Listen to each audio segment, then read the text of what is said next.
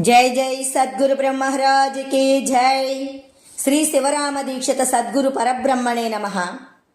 श्रीमद् बृहद्वासिष्ठ सिद्धांत निर्धारणुలను श्रीमद् अचलबोध प्रतिष्ठापना ఆచార్యులను శ్రీమద్రామడుగు శ్రీ శివరామ దీక్షితుల వారిచే రచయింపబడిన శ్రీమద్ బృహద్వాసిష్టమను శ్రీ శివరామ దీక్షితీయము. ఇప్పుడు దీక్షితీయము నుంచి జీవేశ్వర ద్వైదోషరహిత ప్రకరణములోని ద్వితీయ అధ్యాయము. అద్వైతం అంటే విశిష్ట అద్వైతమే. మూలం లేని ఈ గుర్తెరిగే శరీరం ఏమీ లేదు కనుక వ్యవహారమే లేదు. శ్రీ భాష్యకారుల వారి తాత్పర్యం అబద్ధమో నిబద్ధో నిబద్ధి అని శంకరాచార్యులు వారు వాదించారు. నేను చదువుకున్నాను కనుక వారి దానికి తోచినంత ఉత్తరము చెప్పినాను. వారు ఆనంది ఏమో విశిష్టమైనది, కేవలము జ్ఞానమయ్యింది, శుద్ధ మార్గము. ఆచార్య కటాక్షం చేత మూలం లేని ఈ గుర్తెరిగే శరీరమనే తెరదీసిన వారికి విశిష్ట అద్వైతమూ లేదు, అద్వైతమూ లేదు. రెండూ లేకుంటే ద్వైతవార్త లేదు. సర్వకాలం విష్ణువనే వ్యాపకం ఉన్నది, అదే గుణాలు లేనిది. వికారో రహితో విష్ణు, కలతోచిన రామకృష్ణువలే కాదు. తెర ఈవల తెర ఆవల ఉన్నది వైకుంఠం. అఖిలాండ కోటి బ్రహ్మాండాలకు నేను వాసుని అని ఆచార్య స్వాముల వారు అన్నవాక్యం మూలం లేని గుర్తెరిగే శరీరమే, పరబ్రహ్మ జ్ఞానమే నిర్గుణమన్నా రాలేదా? అదే నేను. నిర్గుణ జ్ఞానమే నిర్గుణమన్నారా? లేదా అదే నేను. అలాగూ అంటే మూలం లేని గుర్తెరిగే శరీరమే పరబ్రహ్మ. మూలం లేని గుర్తెరిగే శరీరాలు స్వతంత్రులు అయిన పరబ్రహ్మమే అయితే అందరి సేవకులై నీళ్లు ఎందుకు మోస్తారు? వండి ఎందుకు పెడతారు? అగ్నిహోత్రాలు ఎందుకు చేస్తారు? మాదిగ వాండ్ల వలె మాలవాండ్ల వలె మేమే బ్రహ్మలమని ఎందుకు అనుమానం ఉండవలే? అందుకే మాయావాదుల మార్గం విచారించండి. మా సిద్ధాంతం మూలం లేని గుర్తెరిగే శరీరం ఏమీ లేదు అని తీసివేస్తే అంతా వైకుంఠమే, అంతా పరమపదమే. తద్విష్ణో పరమం పదగం సదా పశ్యంతి సూరయః యద్గత్వాన నివర్తంతే యద్ధామ పరమం మమ తతః పరం తత్పరి మార్గతవ్యం యస్మిన్ గతావా నివర్తంతి భూయః అని శృతి ఇలా చెప్పింది. అందుకే ఈ మూలం లేనిది అందరికీ చూపేటందుకు ఉత్తమ పురుషస్తన్యం. మూలం లేని ఈ గుర్తెరిగే శరీరము లేకుంటే ఉన్నది అనే తాత్పర్యం. యస్మాత్ అక్షరమతీతోహం అక్షరదాపి చోత్తమః అక్షరదాపి చ అక్షర అద అపి చ అహం ఉత్తమః ఉత్కృష్టమః అక్షర పరబ్రహ్మణో అపి క్షరాక్షరభ్యాం అన్యః. అందుకే మూలం లేని ఈ గుర్తెరిగే శరీరం ఏమీ లేని ఈ బట్టబయలు ఇంతకంటే ఎక్కువ లేదు. మూలం లేని గుర్తెరిగే శరీరము కంటే తక్కువ లేదు. ఈ బట్టబయలు ఉన్నది. మూలం లేని గుర్తెరిగే శరీరం ఏమీ లేదు. ఇది భ్రాంతి లేని రాజమార్గం. శరీరం ఉన్నదనే భ్రాంతి చేతనే అనేక భ్రాంతులు ఉన్నవి. ఉన్నదానికి లేకపాయ, లేనిది ఏమీ లేదు. అందుకే వశిష్ఠు రామస్వామికి చెప్పినాడు, భ్రమేణాహం భ్రమేణత్వం భ్రమేణోపాసకా జనః భ్రమేణేశ్వర భావత్వం భ్రమమూలమిదం జగత్తు. అందుకే ఈ ఉత్త బట్టబయలుకు ఒక్కటైనా భ్రాంతి లేదు. మూలం లేని ఈ గుర్తెరిగే శరీరం ఏమీ లేదు. ఇటు భ్రాంతి ఏమిటికి, ఇక భ్రాంతి ఏమిటికి?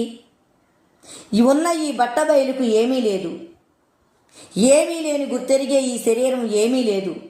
ఒక్క తీరే వ్యవహారం వడిసే. చించివేసిన పత్రం ఎవరి వద్ద ఉన్నా ఏమీ లేదు, భయము తీరిపాయే.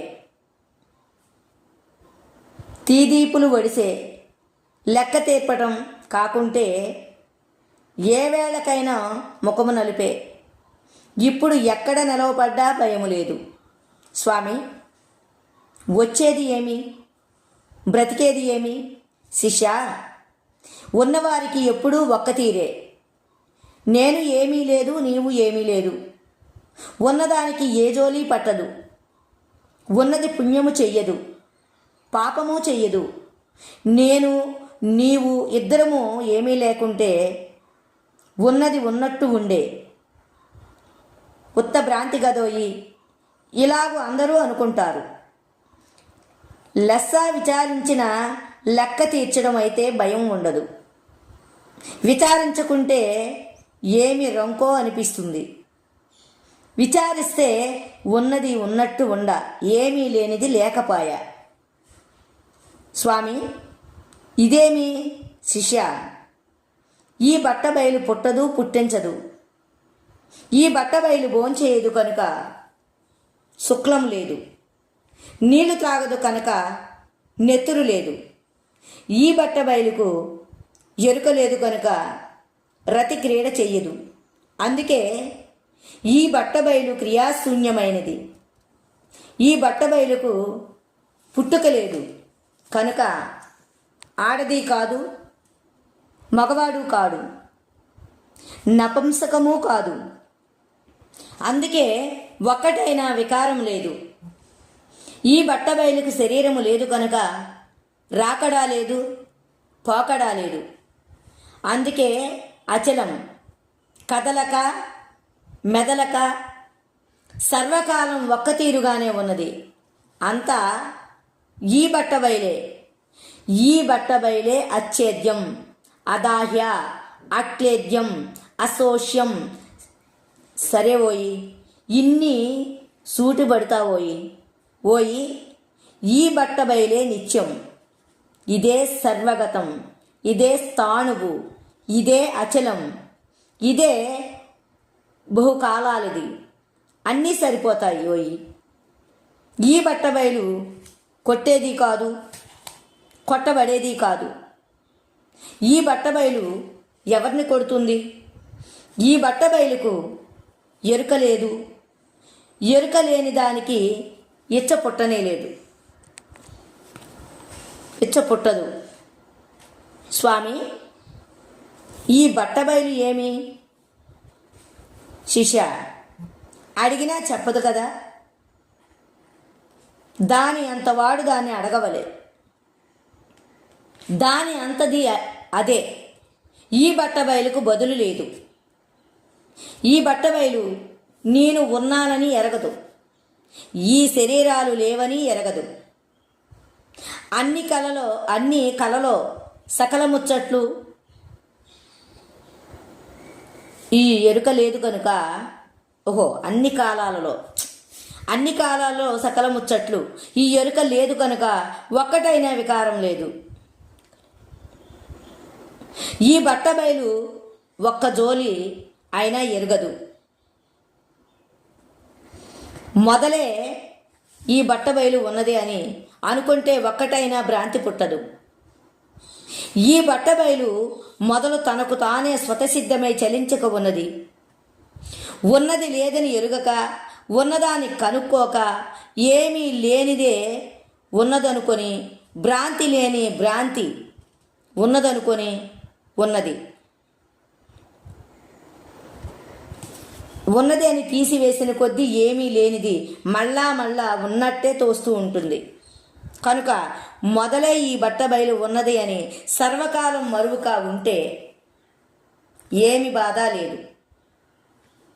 మూలం పట్టకుంటే లెస్స గాని ఏమీ లేనిది ఏమీ లేదు అని అనుకున్న కొద్దీ ఉన్నది ఉన్నట్టు ఉంటుంది. కనుక పొట్టు దంచుకున్నట్టు ఉంటుంది కానీ ఏమీ బాగులేదు. మొదలు ఈ బట్టబయలే ఉన్నది. స్వామి, ఈ బయలు ఉన్నదని అభ్యాసం చేస్తే చాలా నయం వలె ఉన్నది. శిష్య, సరే కానీ ఈ బట్టబయలు నేను ఉన్నానని అనుకుంటూ ఉన్నదా? లేదు స్వామి, ఏమీ లేదు. ఉన్నది అంటే లేదు అనబడుతుంది. సరే శిష్య, ఊరికే నా మాట వినండి. ఉన్నదానికి ఒక్కటైనా సాధన లేకనే తనకు తానే స్వతసిద్ధమై చలించక సర్వకాలం ఒక్కతీరుగా ఉన్నది. ఒక్కటే యుక్తి. ఈ శరీరం పుట్టక మునుపు శరీరం ఉన్నదా? స్వామి, ఏమీ లేదు. శిష్య, ఇలాగ తనకు తానే దృఢమా? సాధన చెయ్యవలనా? ఏమీ లేదు స్వామి. సరే, ఈ రోజుకి ఇంతటితో ముగిస్తూ మళ్ళా రేపటి భాగంలో కలుసుకుందాం. జై జై